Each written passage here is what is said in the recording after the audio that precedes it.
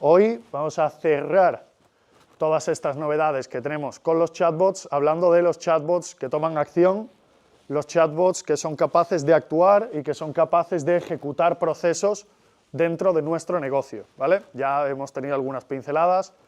Iñaki en el taller soy consciente de que ha mencionado algunas cositas de este tipo de agentes que dicen que son como una caja mágica y que son capaces de tomar acciones. Bueno, pues hoy vamos a entrar en detalle sobre esto, ¿vale? La magia que hay detrás de estos chatbots, de los chatbots que son capaces de actuar con los sistemas de nuestro negocio, son los agentes LLM. Ya hablamos de los LLM, de los modelos de lenguaje. Bueno, pues los agentes de lenguaje, los agentes LLM, perdón, están basados en un modelo de lenguaje, ¿vale? Son capaces de interactuar con diferentes sistemas, de ejecutar acciones, de ejecutar funciones de código, ¿vale? Para poder ya no solo obtener información, no solamente coger contexto para contestar un mensaje, sino realmente disparar acciones, ¿vale? Los agentes LLM planifican, razonan y ejecutan tareas en otros sistemas. Son capaces de interactuar con otros sistemas de forma autónoma, ¿vale? Nosotros le pedimos lo que necesitamos hacer, el agente LLM va a saber qué clase de acciones puede hacer, a qué clase de sistema se puede conectar y de manera autónoma puede hacer acciones concretas para, digamos, satisfacer la petición del usuario con el que está interactuando este agente LLM, ¿vale? Acciones concretas como, bueno, buscar información, no solo en documentos como vimos ayer, sino quizá información que tenemos almacenada dentro de un CRM o dentro de un ERP, pero también actualizar datos dentro de estos mismos sistemas, ¿vale? Y automatizar flujos de trabajo. Entiéndase un flujo de trabajo como una tarea que nosotros solemos hacer en nuestro negocio, como por ejemplo enviarle un email de bienvenida a un cliente, o enviar un catálogo, o hacer un proceso que siempre es el mismo, que es repetitivo y que incluye tomar acciones dentro de diferentes plataformas, por ejemplo del CRM, de Gmail y de una tabla de Excel donde estemos actualizando información, ¿vale? Bueno, los agentes LLM, estamos todavía hablando a modo conceptual, ¿vale? Lo que hacen es, cuando les llega una petición, cuando les llega una pregunta de un usuario, una pregunta básica también es una petición, solo que para responderla simplemente tenemos que acceder a un documento y buscar la respuesta. Pero hay peticiones más complejas, como hemos dicho, actualizar información, disparar un flujo, etc. Al recibirla, planifican de antemano cómo resolverla. Ejecutan esa tarea, ¿de acuerdo? Realizan esas acciones específicas que han planificado previamente, sin supervisión constante. Si yo, por ejemplo, le pido lo que hemos comentado antes, por ejemplo, enviarle un email de bienvenida a un cliente o enviarle un catálogo, ¿vale? Pues sabe que tiene que hacer acciones específicas, como entender qué productos son los que quiere ese cliente y que debemos de meter dentro del catálogo. También debe de ejecutar otra acción específica, como puede ser obtener la dirección de correo electrónico de ese cliente, si no se lo hemos dado, y también debe de generar esa acción específica que es escribir el cuerpo del correo y enviarlo. Todo esto se hace de una manera muy granular, se hace paso a paso, ¿vale? Para una persona puede ser fácil de entender que para hacer este proceso debemos de hacer todas estas cosas, pero aquí estamos trabajando con una máquina. Bueno, como hemos dicho, son acciones específicas, son muchas, incluso para una tarea sencilla, pero el punto dulce de todo esto es que los agentes LLM son capaces de adaptarse sobre la marcha, ¿vale? Porque, al fin y al cabo, están usando una inteligencia artificial. ¿A qué nos referimos con adaptarse sobre la marcha? Cada vez que estamos ejecutando una tarea, validamos si esa información se ha ejecutado correctamente, si ese proceso se ha completado bien o no. Volviendo al mismo ejemplo, a mí me gusta siempre repetir el mismo ejemplo para que se vea de lo que estamos hablando. Si yo estoy enviando ese email y le digo que envíe un email a Carlos, por ejemplo, a Carlos Castaño, por decir un apellido, y ahora llega nuestra inteligencia artificial al CRM y no encuentra ningún Carlos Castaño, algo tiene que hacer, ¿no? O nos pregunta que le demos la dirección de correo electrónico directamente, o nos dice que ha saltado un error, no simplemente continúa con el proceso sin ningún tipo de sentido. Son capaces de adaptar lo que hacen y la respuesta que le dan al usuario sobre la marcha. De nuevo, porque ya no son sistemas deterministas, son sistemas que están orquestados por inteligencia artificial. Para hacer todas estas acciones, los agentes LLM conectan con diferentes sistemas mediante APIs. Para el que no lo sepa, una conexión API es, digamos, un método de comunicación entre diferentes plataformas, ¿vale? Entre diferentes aplicaciones web. Tenemos que estandarizar la manera en la que esas aplicaciones envían y reciben información de otros sistemas. Eso es lo que se conoce como APIs. Bueno, pues pueden conectar con APIs, con bases de datos, con CRMs, con ERPs y con otros tipos de sistemas para poder ejecutar todas estas acciones. Sí. Los apps, seguimos más o menos montando el tema de lo que estábamos haciendo, la diferencia entre asistentes y agentes. Sí. El asistente puede ser una app y el agente es algo más... A ver, también este tipo de términos, depende a la persona que le preguntes, podemos estar dando una definición u otra. Pero yo entiendo el asistente como el LLM principal que está atendiendo tus preguntas y que decide a qué agente llamar para ejecutar esa tarea, por lo que diríamos que un asistente no es una API, ¿vale? La API es lo que usa el agente para poder ejecutar esa tarea. Ayer hablábamos de eso, ¿no, Manuel? O sea, de los asistentes y los agentes. O sea, el asistente más o menos iba en consonancia con lo que tú le metes.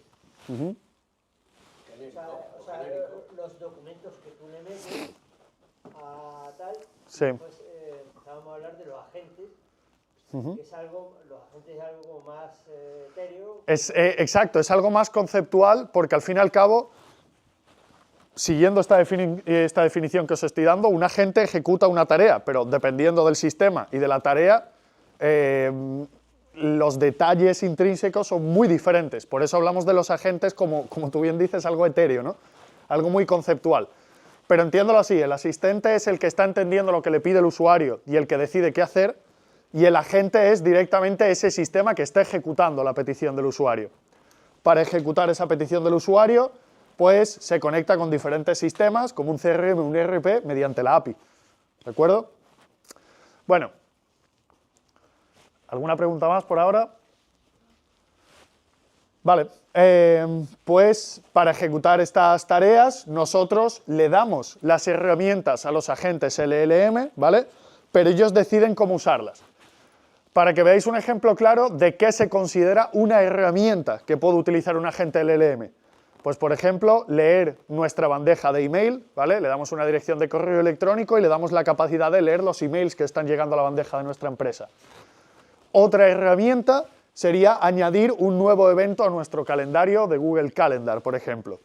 Otra herramienta sería crear un nuevo registro de un cliente en el CRM. Estos ejemplos espero que sirvan para entender que conectar con HubSpot, por ejemplo, no es una herramienta, ¿vale? Crear un nuevo cliente en el CRM es una herramienta. Buscar dentro de todos los clientes de mi CRM por nombre y apellidos es otra herramienta diferente. Actualizar el estado de un lead dentro del CRM es otra herramienta diferente, ¿vale? Cada una de las acciones es lo que se considera herramienta o tool. Y aquí os he puesto un último ejemplo, que es muy básico, que es añadir un producto a la lista de la compra, simplemente para poder enseñaros este ejemplo y que entendáis un poco mejor, un poco más bajado al suelo de qué estamos hablando, ¿vale? Repito, estos agentes, todas estas herramientas, realmente lo que son es ejecuciones de funciones de programación, ¿vale? Bueno, en una función de programación nosotros, dicho de una manera muy rápida, podemos hacer lo que queramos, ¿vale? Podemos conectar con cualquier sistema, podemos meter lógica de Machine Learning, podemos buscar de un documento, podemos hacer prácticamente lo que queramos dentro de una sola función, ¿vale? Entonces nosotros definimos lo que queremos hacer con ella. Aquí en este ejemplo muy básico, para intentar que lo entendáis de una manera clara, estamos hablando sobre el tool o sobre la herramienta de añadir un producto a la lista de la compra, ¿vale? Añadirlo a la lista de la compra quizás significa acceder al bloc de notas de nuestro móvil y añadirlo dentro de la nota donde tenemos la lista de la compra. O quizá es acceder a un documento Word que tenemos subido en Google Drive y añadir una nueva línea, ¿vale? El sistema al que nosotros estamos conectando y la lógica interna es lo que definimos de manera estática dentro de la función. Y esa herramienta se dedica a una sola cosa. Bueno, pues como os he dicho, esta herramienta lo que hace es añadir cosas a la lista de la compra, ¿vale? Tenemos una función de código muy clara, en la que, bueno, aquí está puesto de una manera muy fácil. Tenemos una función que añade las cosas a la lista de la compra y si lo ha conseguido añadir, simplemente devuelve success o éxito. ¿Qué pasa? Que los modelos de lenguaje hemos dicho que entienden nuestro lenguaje natural, entienden nuestras palabras, ¿vale? Entonces nosotros, esta función de programación, que puede ser algo muy complejo de entender para ciertos tipos de usuarios, lo que hacemos es explicarlo en NLP o en lenguaje natural, explicarlo con nuestras palabras. O sea, yo tengo aquí mi función de código de toda la vida y encima de ella le pongo esta función añade productos a la lista de la compra. Si estuviéramos con estos otros ejemplos, esta función añade un nuevo cliente al CRM o esta función añade un nuevo evento al calendario, ¿vale? Lo explicamos en lenguaje natural para que el modelo de lenguaje sea capaz de entenderlo. Y luego, los parámetros de la función, la información que nosotros le damos de entrada a la función para ejecutarlo, también lo explicamos en lenguaje natural. En una función tan sencilla como añadir un producto a la lista de la compra, lo único que necesitamos añadir es el producto en sí. Ese es el único parámetro de entrada. Y nosotros se lo explicamos aquí, le decimos que el producto es el producto que tenemos que añadir en la lista de la compra. Una pregunta. Sí. Con respecto a la anterior. Sí.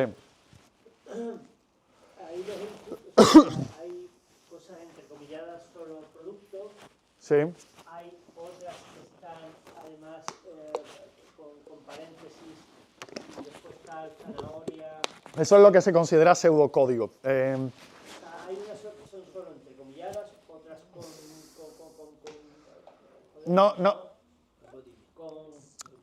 paréntesis, comillas, corchetes. paréntesis y Sí. Bueno, como he dicho, esto es lo que se suele llamar pseudocódigo. No es ningún lenguaje de programación en concreto, es simplemente explicar o definir una función de código de una manera que más o menos se entienda simplemente leyéndola.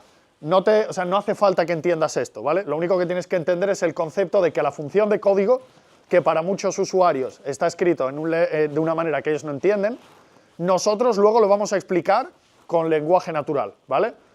Para esta función de añadir a la lista de la compra que tiene esas almohadillas, esos paréntesis, esas comillas que tú no le ves sentido, nosotros lo acabamos explicando con esta función añade productos a la lista de la compra.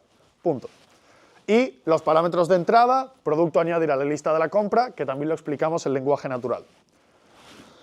Para una función o para una herramienta como crear un nuevo cliente en el CRM, vamos a necesitar más parámetros. Vamos a necesitar el nombre del cliente, como mínimo seguramente necesitaremos su dirección de correo electrónico, su número de teléfono, pues también lo tendríamos que especificar como parámetros de esa función que está llamando nuestro agente LLM.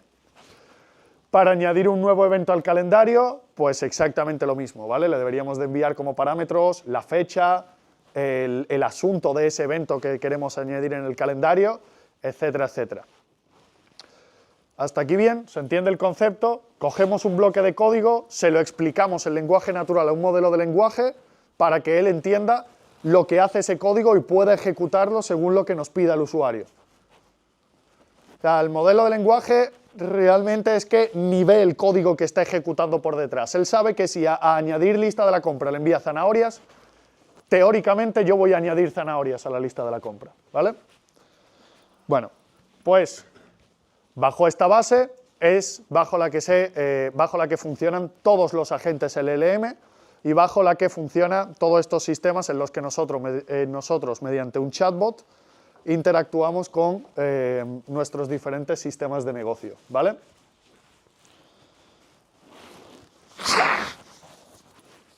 Ayer os dije que estaba malo, soy malo de verdad, ¿eh? Bueno, tenemos diferentes tipos de agentes, pero está claro que esto no es una clasificación estricta sobre los diferentes tipos de agente. Hemos dicho antes que los agentes son un concepto, ¿vale? Dependiendo de dónde estemos conectando y lo que estemos haciendo, pues habrá muchísimos tipos de agentes diferentes. Bueno, según la complejidad del agente con el que estamos trabajando, vamos a necesitar una o más llamadas al LLM.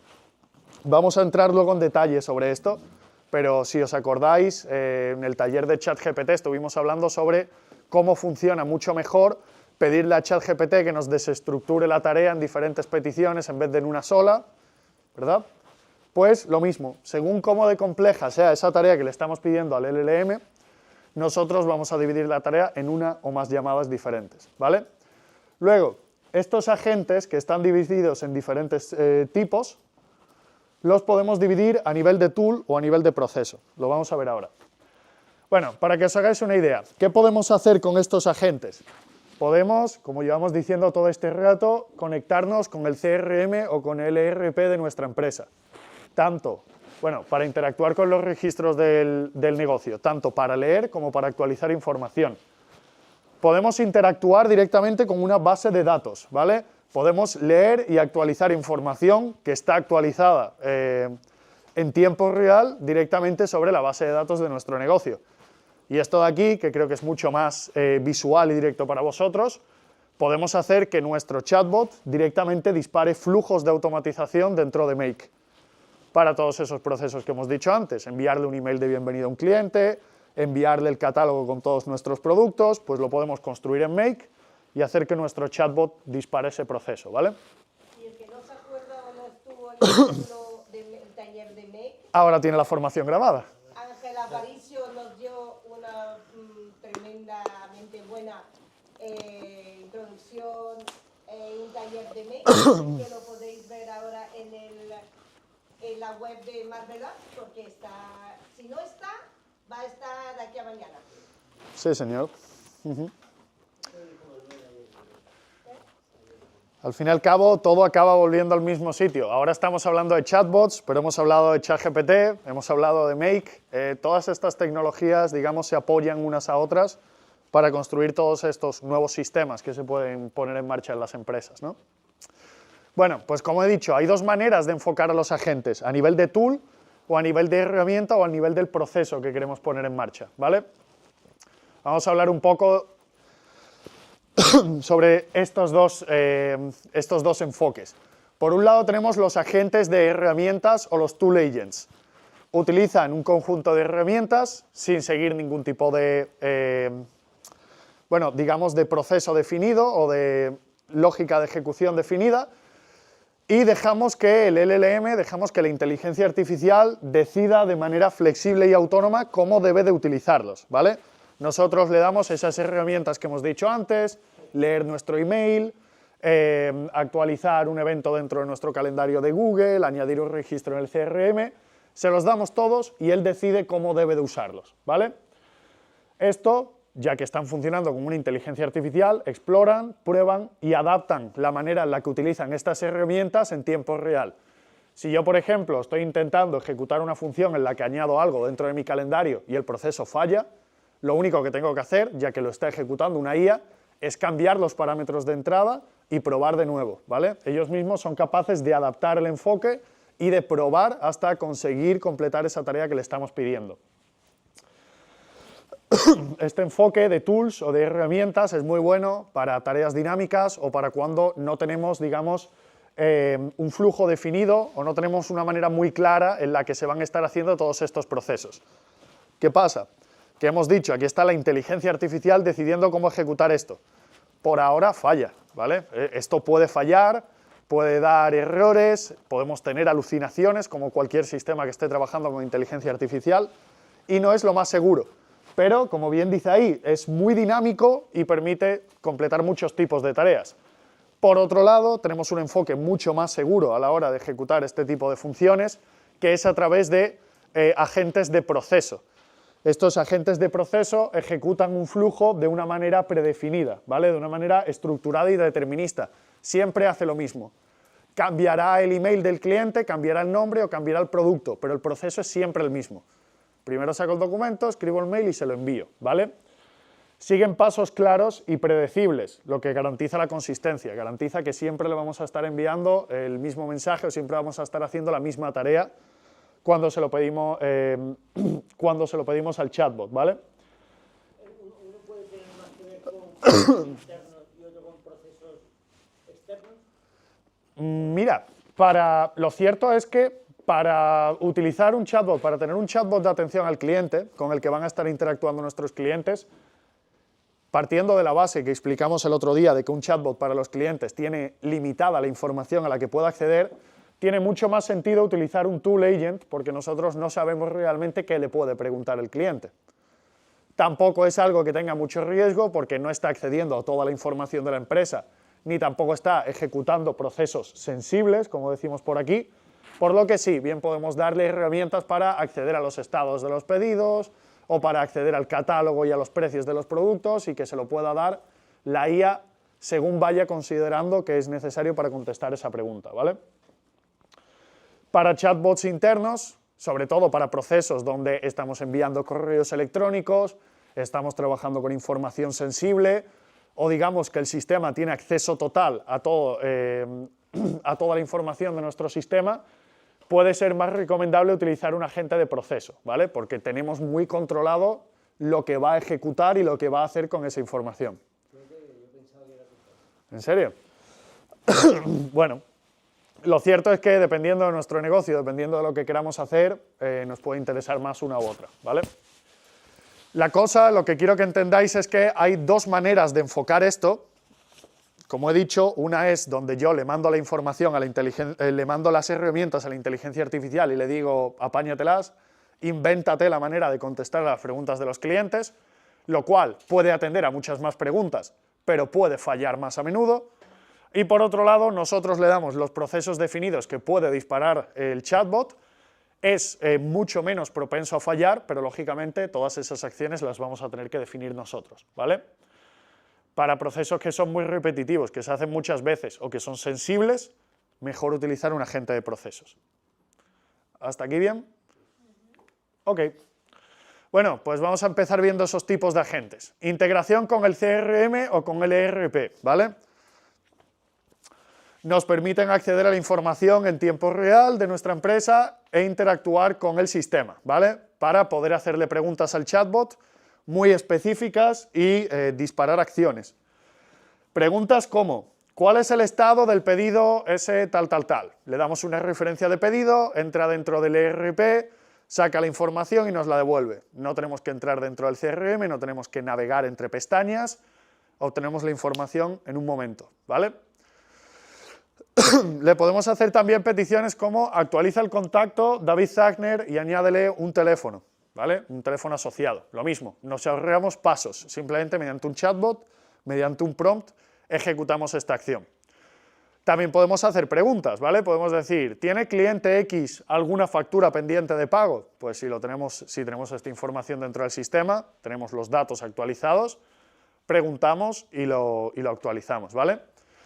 También le podemos pedir cosas como mueva a Fernando Jiménez a la fase de reunión presencial. Simplemente ir disparando acciones dentro de nuestro CRM.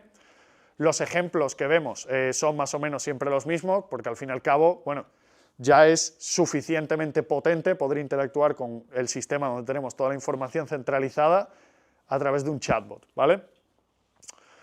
Simplemente por ilustrar un poco, CRMs que permiten una integración relativamente sencilla, sobre todo HubSpot. HubSpot es uno de los CRMs más accesibles y que más posibilidades de integración tiene, lo vimos en el taller. Que va a estar online también. Que va a estar online también, exacto. Otros sistemas de CRM como Do y otros, que eso sobre todo aplica a empresas grandes como Salesforce, ¿vale? Bueno, ¿y cómo se integran? ¿Cómo puedo conectar este tipo de sistemas con mi CRM o con mi ERP? Pues lo podemos hacer de dos maneras. La primera y la más sencilla, ¿vale?, es directamente utilizando sistemas de integración que ya están funcionando. Como he dicho, si utilizamos CRMs que sean más populares, que tengan más usuarios o que estén más preparados para este tipo de integraciones, pues vamos a poder conectar directamente desde Make o desde BotPress, que es lo que estáis viendo ahora en el taller, simplemente haciendo un par de clics para acceder a esa información, ¿vale? Tenemos bastantes acciones disponibles. Aquí os estoy poniendo 3 ejemplos de lo que podéis hacer directamente desde Make con HubSpot. Podéis buscar contactos por nombre o por email, podéis obtener los datos de una oportunidad o un proceso de venta que está activo, podéis crear o podéis actualizar un ticket de soporte interno de nuestro equipo, todo es del chatbot, ¿vale? Lo dicho, esto no es solo HubSpot, hay más plataformas que permiten esta conexión, pero en general las más populares te lo permiten, ¿vale? Luego tenemos conexiones API, que es lo que hemos mencionado antes, esas interfaces de comunicación entre diferentes aplicaciones que están accesibles en Internet, que están en la nube, ¿vale? Y como bien digo aquí, son la solución más común. Está bien, se agradece si podemos conectar con HubSpot haciendo un par de clics, pero lo cierto es que la gran mayoría de sistemas no tienen este tipo de integraciones, ¿vale? Y lo más normal es que directamente tengamos que conectarnos mediante API, programando un poquito, codificando las llamadas y estableciendo qué información queremos recibir o queremos actualizar en el sistema, ¿vale? Mediante conexión API vamos a poder conectar con muchísimos más sistemas, pero bueno, ya depende de dónde tengáis la información y de con qué programas estéis trabajando. Siguiente. Hemos hablado primero de conectarnos con un CRM o con un ERP. Ahora vamos a hablar de conectar a un chatbot con inteligencia artificial, lógicamente, de manera directa con una base de datos, ¿vale? El otro día escuché que un Excel es una base de datos y eso ciertamente es incorrecto, ¿vale? Un Excel no es una base de datos, sobre todo porque una de las características principales de las bases de datos de hoy en día, hablamos de bases de datos SQL, por ejemplo, es la capacidad de poder relacionar diferentes tablas. La información que guardamos tiene muchísima más profundidad en una base de datos que en un Excel, solo por aclarar, ¿vale? Bueno, conectamos nuestro modelo de lenguaje, nuestra IA con una base de datos, y eso nos permite leer y actualizar información, de nuevo, en tiempo real, directamente sobre la base de datos, ¿vale? Como punto adicional, hay CRMs, hay sistemas que tampoco permiten conectarnos mediante API, y normalmente allí la solución es una de dos, o codificamos nosotros mismos los puertos para conectarnos, lo cual es una locura, o accedemos directamente a la base de datos del sistema e interactuamos con la base de datos de manera directa, ¿vale? Soluciones hay a todo. Y por último, gracias a los DDO o a los Data Definition Objects, objetos de definición de datos, los vamos a ver en la siguiente slide, permiten hacer búsquedas muy avanzadas, ¿vale? Bueno, antes de meternos en esta slide, hay una frase que a mí me gusta mucho que creo que define muy bien lo que permite hacer un modelo de lenguaje conectado con una base de datos que tenga un objeto de definición de datos, que es hablar con la base de datos, ¿vale? Tenemos una base de datos enorme con un montón de información interrelacionada y un modelo de lenguaje, si tiene acceso a este objeto de definición de datos, nos permite hacer preguntas en lenguaje natural accediendo a toda la información y a todas las relaciones que tenemos dentro de la base de datos. Bueno, vamos a ver la definición. Data Definition Objects definen de manera estricta la estructura de nuestra base de datos, ¿vale? Nos indican qué información tenemos almacenada y en qué formato. Los Data Definition Objects no son la información en sí, no es el nombre de nuestros clientes ni el correo electrónico. Es más bien decirle al modelo de lenguaje, decirle a la inteligencia artificial que nosotros tenemos almacenado el nombre y el correo electrónico de nuestros clientes, ¿vale? Definen la estructura de esa base de datos.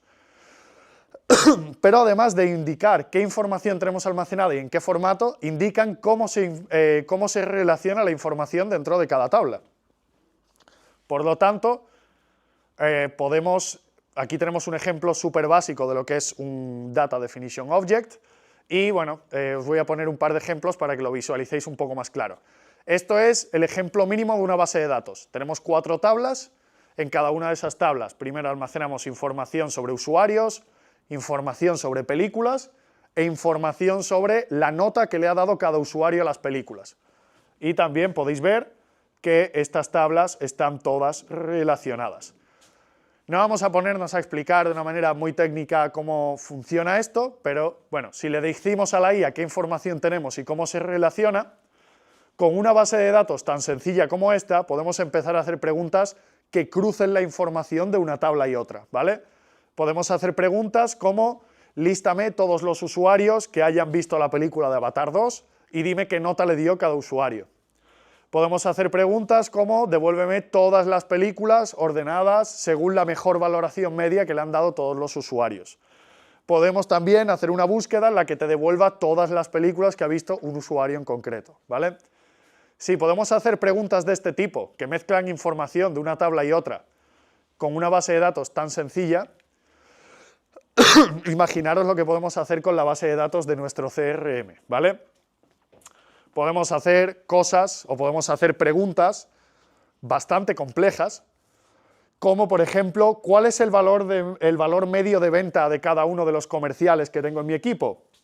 O le podemos pedir que nos dé el correo electrónico y el teléfono del cliente que más haya comprado en cada una de las ciudades de España.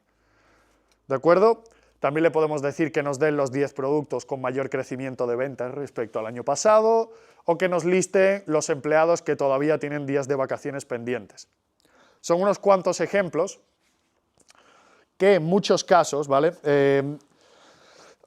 Si no es directamente utilizando un modelo de lenguaje conectado a nuestra base de datos, ni siquiera los podemos obtener, ¿vale? Ya me he encontrado un par de veces en la situación en la que una empresa tiene un ERP con mucha información de su negocio, pero la información la está visualizando directamente desde la página de analíticas de su ERP. Y esa página de analíticas es un desastre. O sea, tienen toda la información almacenada en bases de datos, podrían sacar, digamos, respuestas o información mucho más relevante como las que tenemos en estas preguntas de ejemplo de aquí, pero el sistema no se lo permite. Porque de la manera que están actuando con esa base de datos es mediante una interfaz tradicional que tiene unos gráficos muy chulos, pero que la información nos la muestra de una manera muy básica, ¿vale? Está predefinido. En cambio, nosotros, si utilizamos un modelo de lenguaje, pues podemos hablar con la base de datos, como he dicho antes, y hacer preguntas de todo tipo, mezclando la información y filtrándola de la manera que nosotros deseemos para poder obtener respuestas de mucho valor, ¿vale? ¿Por qué se puede hacer esto? Bueno, primero porque los modelos de lenguaje entienden nuestro lenguaje, entienden la manera en la que nosotros hablamos, es algo que ya he mencionado mucho en este taller, pero es que además también entienden el SQL. El SQL, digamos, dicho de una manera muy sencilla, es el lenguaje o el código en el que nosotros interactuamos con una base de datos, ¿vale? La manera en la que nosotros filtramos y buscamos esa información y relacionamos las tablas. Si yo le doy a una IA la estructura de mis tablas, la estructura de mi base de datos, las tablas que tengo, cómo se relaciona esa información, y le hago preguntas, la IA en un momento va a ser capaz de convertir mi pregunta en lenguaje natural, estas preguntas, en código SQL como este que tenemos aquí, que no se ve. Bueno, esto de aquí es código SQL, ¿vale? Y nos permite, pues lo dicho, sacar la información de una manera súper cómoda y con muchísima profundidad. Básicamente, primero llega la pregunta del usuario, pasa por el LLM obtiene cuál es el Data Definition Object de nuestra base de datos, crea la consulta, la busca en la base de datos, la devuelve al modelo de lenguaje y nos responde a nosotros de nuevo el lenguaje natural, ¿vale? Lo dicho, nos permite hablar con la base de datos. Y bueno, sí, claro. Mira, por ejemplo, en las tablas anteriores, lo que es la tabla estaba muy claro, ¿no? Ahí está usuario, nombre, teléfono, entonces la IA puede darse cuenta que estamos hablando de personas. Pero si eso no estuviese tan claro, imagínate que yo uso relaciones, o no está tan claro lo que de qué tiene esa tabla. Claro, el nombre de la tabla no es autodescriptivo. Hay que explicarle, en algún momento hay que explicarle esta tabla qué es lo que es, ¿no? Para que pueda Exacto. saber de qué estoy hablando. Sí. ¿Dónde se hace eso? Pues mira, lo puedes hacer de muchas maneras. Parto de la base que siempre he dicho, para sistemas más avanzados, seguramente en el que estéis interesados vosotros, ahí ya estamos programando, ¿vale? La manera en la que tú le envías el Data Definition Object al modelo de lenguaje es en el prompt. Se lo explicas de la manera que tú quieras. Pues, por ejemplo, si tú tienes todas esas bases de datos o todas esas tablas que tienen nombres, que son letras y números, básicamente, los puedes meter en un Excel, al lado meter una descripción de lo que contiene esa tabla, leer el Excel y construir el prompt de manera dinámica para informarle a la IA que la tabla, un código ilegible, lo que contiene es esta información, ¿vale? De hecho, es la manera en la que se suele hacer esto. ¿Alguna pregunta más por ahora? ¿Se me sigue? ¿Os estoy metiendo un tostón? ¿Sí se me sigue o sí os estoy metiendo un tostón? Qué malos sois. Bueno, venga, bajamos un poco más al suelo. Disparar procesos en Make. Lo dicho, ya hemos hecho el taller de Make. Ya entendéis cómo funciona Make. Existen procesos, ¿vale?, dentro de nuestro negocio que son rutinarios, que los repetimos muy a menudo, ¿vale?, y que los podemos automatizar con Make. Este tipo de procesos, que siempre son los mismos, como he dicho antes, lo único que cambia es el cliente o el email al que lo enviamos. Procesos como enviar un presupuesto, enviar una comunicación por email, agendar una reunión, actualizar un Excel, crear un documento desde una plantilla, todo este tipo de cosas básicas que se pueden hacer con Make. Bueno, aquí de hecho lo que tenemos es un ejemplo de un flujo de Make donde estamos haciendo esto que decimos. Tenemos un webhook, vamos a ver luego un poco de esto, llegamos a HubSpot, sacamos la información del cliente, la pasamos por Google Docs, generamos un documento en base a una plantilla que tenemos ya almacenada, escribimos un mensaje con OpenAI, con la IA, y se lo enviamos por email al cliente. Tenemos un proceso que es muy claro, muy definido, pues esto lo podemos disparar directamente desde un chatbot, ¿vale? ¿Qué debemos tener en cuenta para integrar Make dentro de nuestro chatbot, para empezar a lanzar procesos? Lo primero que tenemos que hacer, esto ya no solo para un chatbot, es para cualquier tipo de automatización en la que trabajemos, es definir los workflows o el workflow que necesitamos, ¿vale? Definir qué clase de tareas queremos atacar. Tareas como enviar un catálogo por email, marcar una factura como pagada, que le enviemos un archivo, sea capaz de procesarlo, de etiquetarlo, como estuvimos hablando ayer en los sistemas de gestión de documentos, y guardarlo en Google Drive, ¿vale? Y luego, por cada workflow, por cada proceso que hayamos identificado, debemos de, lo primero, establecer los datos de entrada. Si yo le quiero enviar un catálogo por email al cliente, ya hemos dicho, necesitaremos decirle cuál es el cliente y cuál es el catálogo que le queremos enviar.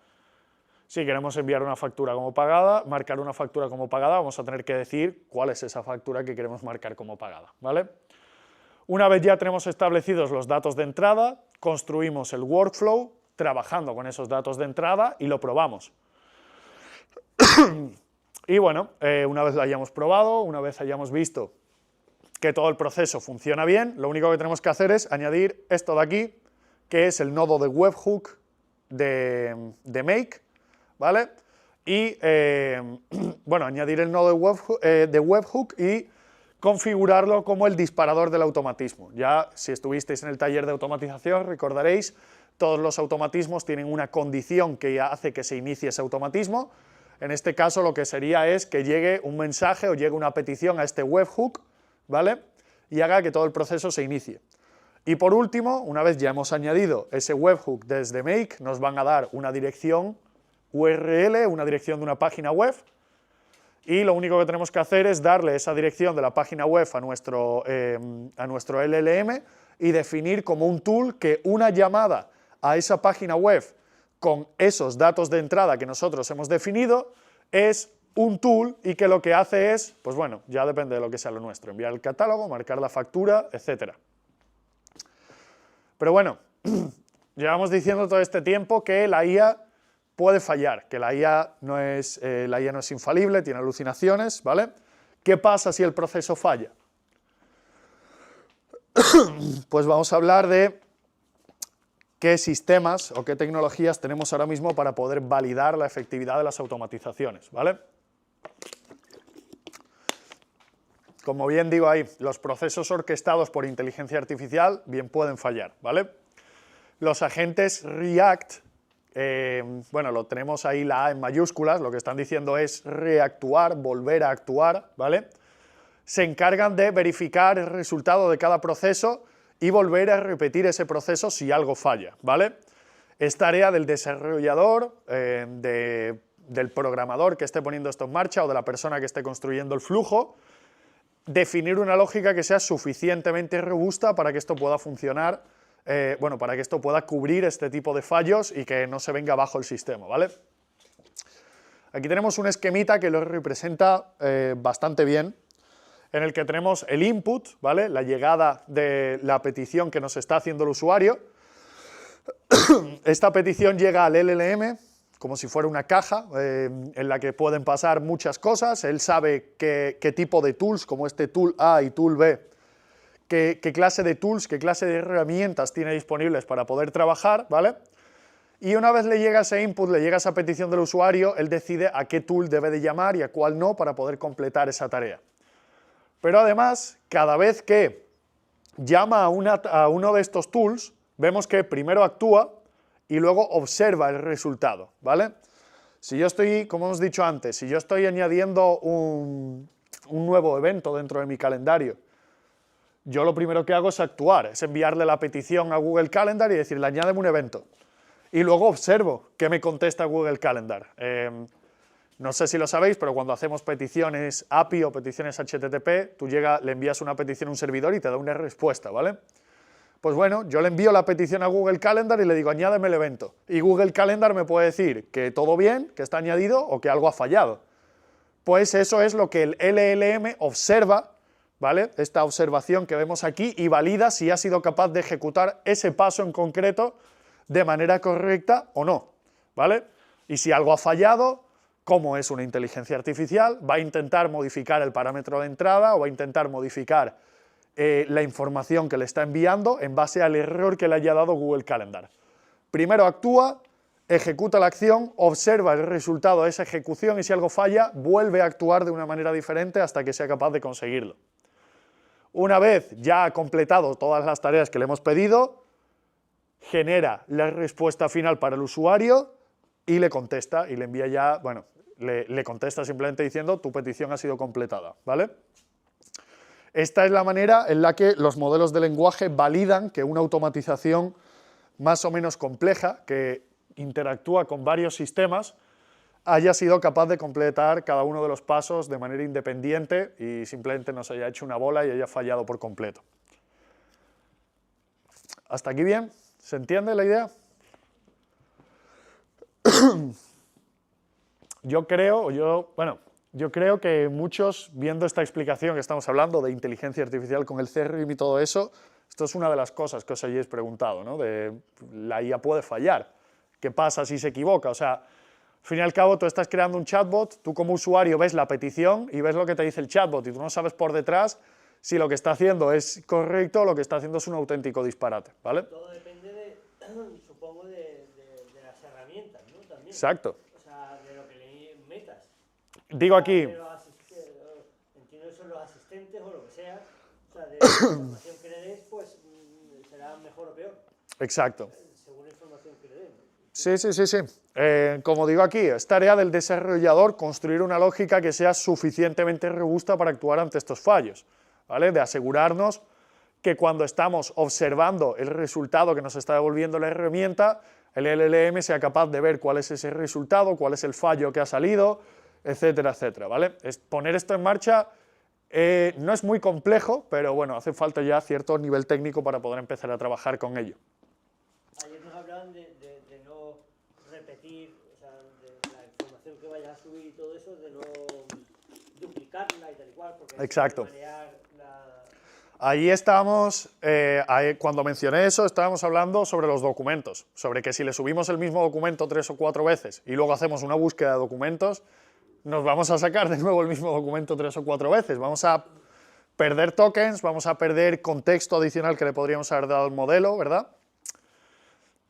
Bueno, son muchos detalles que hay que tener en cuenta. Yo con estos talleres lo que intento es daros un poco eso, la visión general de lo que existe, que sepáis por dónde van los tiros más o menos.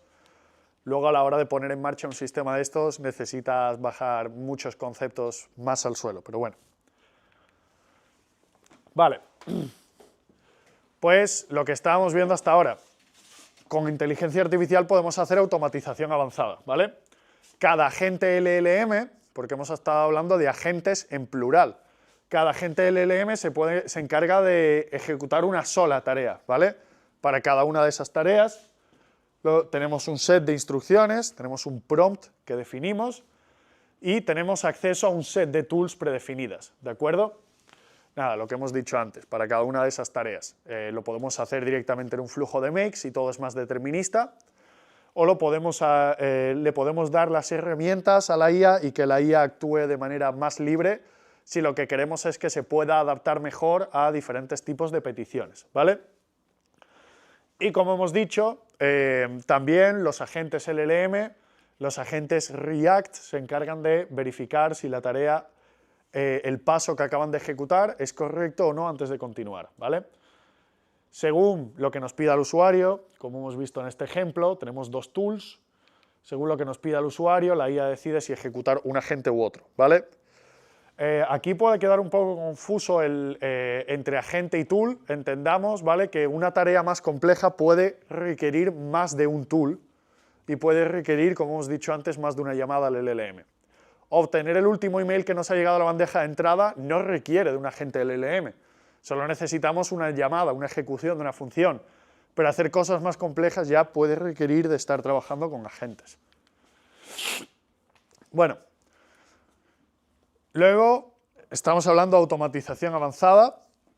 Esto ya es, podríamos llamar el culmen de la automatización avanzada actualmente. Los agentes Plan and Execute, que ayer José Carlos me preguntó sobre ellos, me preguntó sobre GPT-o1 y GPT-o1 Pro, estos agentes que piensan antes de darnos una respuesta. Me acuerdo, estuve hablando también sobre este asunto contigo.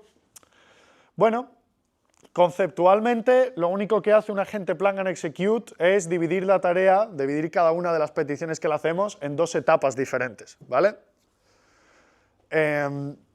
Primero, le llega la tarea, planifica cuáles son todos esos pasos que debe de llevar a cabo para ejecutar la tarea, y luego un agente React, que es el concepto que hemos visto hace un par de minutos, se encarga de ejecutar cada uno de esos pasos validando el resultado obtenido, ¿vale?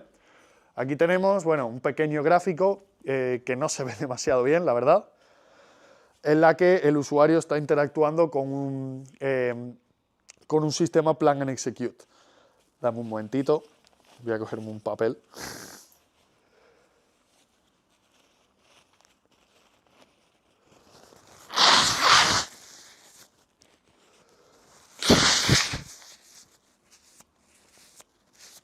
Vale, bueno, tenemos el usuario, esta chica tan contenta, llega, le hace una petición a nuestro agente Plan and Execute, ¿vale? Y el Plan and Execute lo primero que hace es decir, vale, para contestar este tipo de tarea, si es una tarea muy compleja, este tipo de agentes vienen muy bien. Lo que hace es desestructurar la tarea en diferentes subtareas, ¿vale? Entendemos, por ejemplo, que si con el mismo ejemplo que hemos dicho antes, si le pedimos que envíe un email de bienvenida a una persona o le envíe un email con los productos que tenemos en stock, ¿vale? Va a tener que ser capaz de desestructurar la tarea, primero en obtener los datos de contacto, en obtener la información de los productos, en escribir el mail, y cada uno de ellos, pues, va a estar ejecutando un agente LLM que lo va a hacer, ¿vale? Por un lado va a pensar, va a hacer una ejecución de un modelo de lenguaje típica como la que le podemos hacer, como la que le podemos pedir a ChatGPT, y luego de ello va a estar ejecutando, pues, va a estar interactuando con esos diferentes sistemas, ya sea con Gmail, ya sea en nuestra base de datos, etcétera, etcétera, ¿vale? Bueno, pues desestructura todas esas tareas y por cada una de esas tareas va a coger, la va a ejecutar y va a comprobar si esa tarea efectivamente se ha ejecutado bien. Los agentes Plan and Execute o los sistemas Plan and Execute empiezan a complejizarse bastante más, ¿vale? Porque tienen, además de la propia ejecución, tienen memorias, tienen una memoria general en la que van actualizando cuál era la petición inicial del usuario y cuál es el estado general de las tareas que estamos ejecutando o llevando a cabo para poder atender esa petición. Y además tenemos una memoria individual del agente React para ver cuál es el estado de la tarea que estamos ejecutando. Bueno, una vez ya todo ese proceso finalizado, lo hemos ejecutado todo y efectivamente hemos podido completar la tarea del usuario, le devolvemos la petición al usuario cuando ya hemos llevado a cabo todas las acciones, ¿vale? Bueno, como bien digo aquí, los agentes Plan and Execute son la tecnología detrás de GPT-o1, ¿vale? Los agentes Plan and Execute son lo que se considera un paradigma, ¿vale? Y es algo que realmente creó la comunidad, digamos, la comunidad de desarrolladores, los más frikis que están todo el día siguiendo la inteligencia artificial y diferentes maneras de usarla y de poder aplicarla, se inventaron esto. Bueno, cuando OpenAI empezó con ChatGPT, la única manera que teníamos de trabajar era una sola inferencia. Llega ChatGPT, le envía un mensaje e instantáneamente después de recibir mi mensaje empieza a generar la respuesta sin pensar adicionalmente. Y así nos tiramos un buen tiempo. Pero aproximadamente por, no sé si fue en marzo de este año, febrero o marzo de este año, la comunidad, de hecho la comunidad de LangChain, se sacó de la manga lo que es los agentes Plan and Execute, que puede parecer muy obvio cuando te lo cuentan, pero había que pensarlo, que era justamente esto. En vez de empezar a contestar la tarea directamente, lo planificas, ejecutas todos esos pasos y luego contestas. Fue algo que empezó a utilizar la comunidad, algo que inventaron los usuarios de IA, y que OpenAI, cuando vio que funcionaba tan bien, no vamos a decir que lo copió, porque al fin y al cabo es una idea, la tomó y la implementó dentro de su herramienta, dentro de ChatGPT, bajo el nombre de los modelos de GPT-o1, ¿vale? Y lo cierto es que este sistema, este paradigma, da resultados que son bastante impresionantes. La pregunta es, ¿sí? En 2 años, porque en noviembre cumplió ChatGPT 2 años. Sí, Que la cosa va súper mega rápida. va extremadamente rápida, Virginia. Cada vez la información fluye más rápido, cada vez tenemos más capacidad de computación y bueno, es eso, las tecnologías son más impresionantes. Si tú comparas lo que está haciendo ChatGPT ahora con lo que hacía ChatGPT 3, es impresionante, el salto es enorme. Y estoy seguro de que lo que va a estar haciendo GPT-5 cuando salga va a ser una auténtica locura que nos va a volar la cabeza.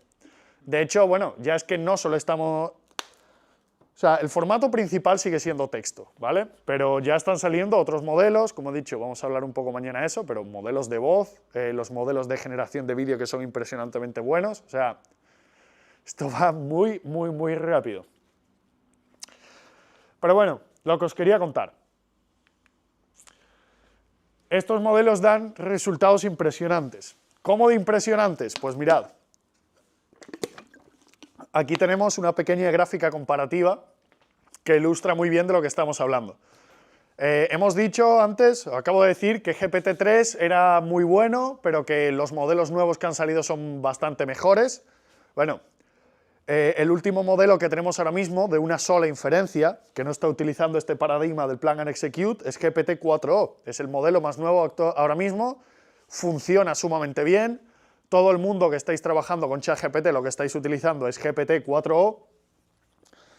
En cambio, si tú te pones a comparar un modelo de una sola inferencia como GPT-4o y lo comparas con un modelo de Plan and Execute, que como he dicho es un sistema que creó la comunidad, los resultados son simplemente impresionantes, ¿vale? Si empezamos a hacerle preguntas a ChatGPT avanzadas sobre matemáticas, no sé exactamente qué preguntas serán esas, la verdad, pero bueno, preguntas sobre una competición de matemáticas que hicieron en el AIME 2024, el porcentaje de precisión o el porcentaje de acierto que tenía ChatGPT contestando las preguntas en GPT-4o era del 13,4%, ¿vale? En cambio, GPT-o1 Preview, que fue la primera versión del agente Plan and Execute que ellos lanzaron, saltaba del 13,4 al 56%. Y ahora que han sacado esta nueva versión, ya no es la versión Preview, es la versión oficial, digamos, y que por cierto ahora vale muchísimo más dinero, saltamos del 56,7% al 83,3% de precisión. Si hablamos de código, aquí estamos hablando de código simplemente que ejecute, que tú le pidas al ChatGPT que te genere una función de código y que esa función de código, sin tú tocar nada como programador, compile y funcione.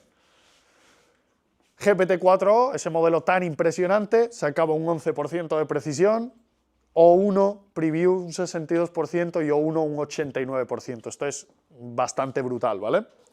Y bueno, lo mismo pasa si le hacemos preguntas sobre preguntas de alto nivel sobre ciencia, ¿vale? Aquí es lógico Sí, ya sabemos que la inteligencia artificial es súper buena procesando datos, por lo tanto, si le hacemos preguntas que son preguntas académicas sobre ciencia, es normal que un modelo como Uno o Uno Preview nos llegue a dar una mejor puntuación que un humano experto en la materia. Esto no significa que la IA sea mejor que un humano en todas las tareas, pero en algunas de ellas ya lo son, ¿vale? Y bueno, todo esto, como os he dicho, es muy impresionante. Hemos estado hablando sobre toda la capacidad que tiene la IA, sobre los diferentes sistemas de agentes, del paradigma de Plan and Execute, de cómo mejora los resultados, etcétera, etcétera. Para cerrar la presentación, os quiero poner un pequeño ejemplo de lo que se puede hacer con una interacción de chatbot que esté directamente, que esté conectada con nuestro sistema. Y lo cierto es que podemos hacer cosas como estas, ¿vale? Aquí tenemos un ejemplo de interacción, tenemos un usuario de nuestro chatbot que le dice a nuestra inteligencia artificial, a nuestro chatbot, envía un correo a Carlos con los modelos de impresora que tenemos en stock. Y aquí tenemos un sistema de agentes, ya hemos dicho, no es un solo agente, ¿vale? Tenemos un asistente que decide a qué agente llamar para ejecutar cada una de las tareas. Pues tenemos un sistema de agentes que lo primero que hace cuando le llega esa pregunta es buscar en el libro de contactos, ese libro de contactos puede ser nuestro CRM, ¿vale? Buscar en el libro de contactos quién es Carlos, ¿vale? Y devolvernos una respuesta. En este caso, imaginemos que tenemos un solo Carlos en el libro de contactos o que tenemos pocos de ellos. La IA directamente nos sugiere, ¿quieres enviarle un correo electrónico a Carlos Trujillo? Y te envía el email, te dice carlos@oficinapro.es. El usuario lo único que hace es darle el visto bueno y le dice, sí, es a esta persona. Aquí tenemos un segundo agente que lo que hace es conectarse a una base de datos, como hemos explicado antes, ¿vale? Se conecta a la base de datos de nuestro sistema y saca la información, saca cuáles son las impresoras que tenemos actualmente en stock para poder enviarle esa información a Carlos, ¿vale? Se conecta a la base de datos, genera la consulta SQL, saca toda la información y ahora con esa información, sin ni siquiera pedirle mayor interacción al usuario, salta a otro agente diferente que se encarga de escribirle un correo electrónico con todos los detalles, con toda la información súper detallado, ¿vale? Y bueno, pues nada, obviamente una vez ha escrito el email con la información actualizada, se lo presenta a nuestro usuario para que lo valide, le dice, hola Carlos, aquí tienes el listado de impresoras, y empieza a meterle toda la información de la impresora, que si precio por unidad, que si descripción, todos uno debajo de otro en una lista. Le pregunta al usuario que si le parece bien, si quiere hacer algún cambio en el email, y el usuario lo valida, le dice que todo está bien, que lo envía el mail y la IA le confirma. Bueno, es el ejemplo del que hemos estado hablando durante toda la sesión de hoy, pero lo cierto es que si lo vemos bien en detalle, el usuario lo único que ha pedido es en 2 mensajes, bueno, en 3 mensajes, y 2 de ellos lo único que está haciendo es decir OK. Hemos entrado en la libreta de contactos, hemos sacado el email de esta persona, que es Carlos Trujillo, hemos entrado dentro de la base de datos de nuestros productos y hemos sacado qué productos tenemos ahora mismo en stock, hemos escrito un mail y lo hemos enviado, y esta persona lo único que ha hecho ha sido escribir un par de mensajes súper cortos, ¿vale? Esto es un ejemplo perfectamente viable de lo que se puede hacer con un chatbot que esté conectado con esta clase de sistemas. Bueno, pues a modo de resumen de lo que hemos estado hablando hoy, hoy estos últimos días, los chatbots actualmente son mucho más que una herramienta de atención al cliente, ¿vale? Para mí el concepto es muy claro, un chatbot hoy en día es una interfaz, es una manera de interactuar con otros sistemas, ¿vale? No es el sistema en sí. Nosotros ya tenemos esas fuentes de información, el CRM, los documentos, etcétera, ¿vale? Lo único que hacemos es poder interactuar con todos ellos desde un mismo sitio de una manera muy rápida. Son la interfaz y no el sistema, justamente porque podemos comunicarnos en lenguaje natural, como ya hemos dicho, podemos interactuar con todos los programas de nuestro negocio y son capaces de acceder y de devolvernos a nosotros la información de una manera muy rápida, ¿vale? Esto, lógicamente, los hace una herramienta de productividad brutal. Si hoy en día la gente está alucinando con lo que podemos hacer con ChatGPT y dice, oh Dios mío, ChatGPT, pero si es que le envío un email y me escribe esto y lo único que estás haciendo es copiar y pegar y llevarte la información de ChatGPT a otras herramientas, imaginaros lo que podéis hacer si sois capaces de conectar directamente el modelo de lenguaje de ChatGPT con las herramientas de vuestro negocio. Y vuelvo a decir, esto no es ciencia ficción, no es planes de futuro, esto es realmente lo que se puede hacer, ¿vale? La tecnología de ChatGPT ya la tenemos, es como meterle esteroides. Ya no estamos solo en una interfaz de chat, ChatGPT por detrás está trabajando con todos nuestros datos, ¿vale? Y bueno, en general esto se puede hacer porque los chatbots, los modelos de lenguaje mediante los agentes, pueden desestructurar y ejecutar todas esas tareas complejas que nosotros le pedimos. Y ya está, esta es la sesión de hoy. Realmente en estos 3 días hemos cubierto de una manera muy rápida todo lo que se puede ver. Por eso digo que la sesión de mañana es mucho más hablar de lo que están haciendo las empresas grandes, porque ahí sí que se pueden hacer verdaderas virguerías, ¿vale? Pero bueno, lo dicho, estoy contento si os quedáis con la idea de que los modelos de lenguaje han revolucionado la manera en la que se utilizan los chatbots. Hemos visto cómo pueden acceder a todos esos documentos y hoy os he estado explicando un poco cómo es esa interacción con los diferentes sistemas, ¿vale? Espero que os haya ayudado para clarificar ideas. Los que trabajáis en organizaciones más o menos grandes o tenéis una empresa que trabaja con este tipo de sistemas, yo estoy seguro de que os ayuda a coger un poco de luz. Como digo, esto es una realidad, no es que estemos hablando de ciencia ficción, las empresas están trabajando por poner esto en marcha y dan muy buenos resultados. Sobre todo el ejemplo es ese, ChatGPT ya está. Tú le das acceso a los sistemas y disparas todas las posibilidades de lo que puede hacer. Pues nada, muchas gracias a todos por asistir a la sesión de hoy.